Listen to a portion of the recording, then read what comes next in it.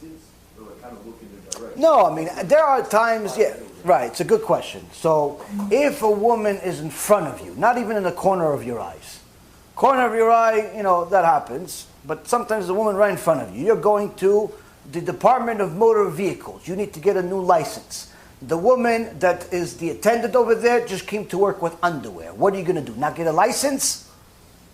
Or maybe you're going to bring the jacket from the car. He says, here, lady, listen, I want to get a license, but I want to give you a jacket as a present. What are you going to do? Obviously, you have to get your license. Or you go to a supermarket. You want to get some chalot for thing, but instead of the chalot, you get a Shem Yishmol V'Yatzil. Right?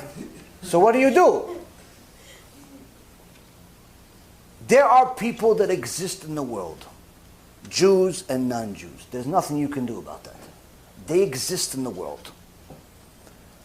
They are going to cross your path even if you're the most religious person on the planet. Even if you're Rabbi Shimon Bar Yochai, most you're going to stay in a cave is 13 years. That's it. After that, HaKadosh Baruch Hu is going to kick you out.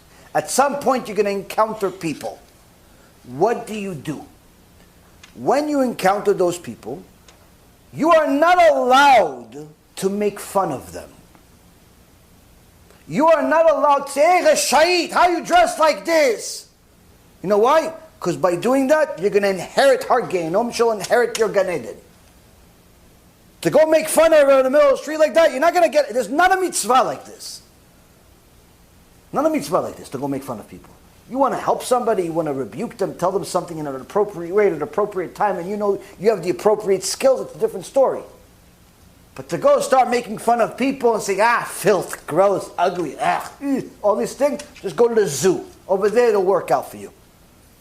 People are people. You have to be cordial with people. That doesn't mean you have to be friends with them. It doesn't mean you have to hug every single person. But you have to be cordial. You have to be civilized human being. A woman that's modest or immodest approaches you, you have to treat them exactly the same way. How is it? First, let's say they're a cashier or something like that. You, hello, and then after that you look down. Hello, encounter, know that they exist because obviously you have to talk to them. After that, you look away. You look down, you look up, you look somewhere. Down is the best way. Yes, I need my license, and here it is. And also, this is my ID, and this is money, and this is the credit card, and this is a CD by Rabbi Reuven, and it's a license, and this is, and that's how you talk. And that's how you talk. What? Because you cannot simply say, hey, listen, lady, since you don't have any clothes on, I can't talk to you, but here's my life. No, you can't do that. You have to be cordial, respectful, which, by the way, only this generation doesn't know how to do that.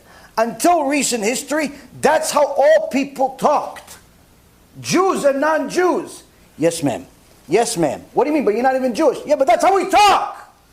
That's how you talk if you're a civilized human being. You don't look at somebody else's wife.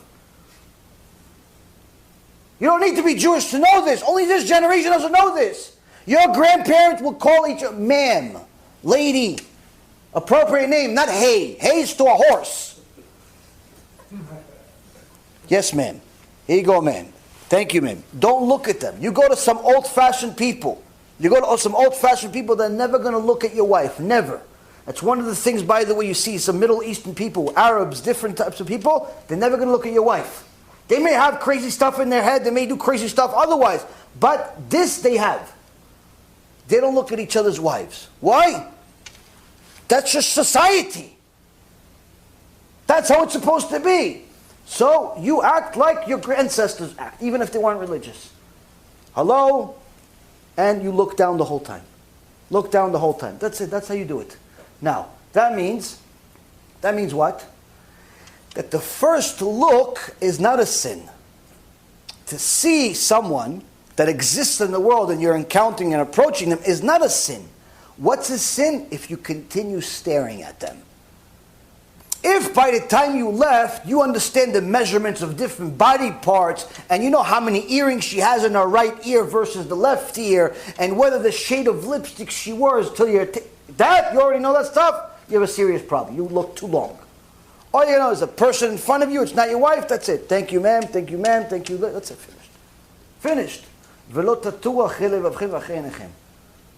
Don't follow your heart, don't follow your eyes. Why? Because although your eyes are the ones that begin the crime, how come the Torah says the heart first? How come it says the heart first? In reality, the crime starts with your eyes, right? You look at her, you have stuff in your heart, right? Marat says no. Chamin says no.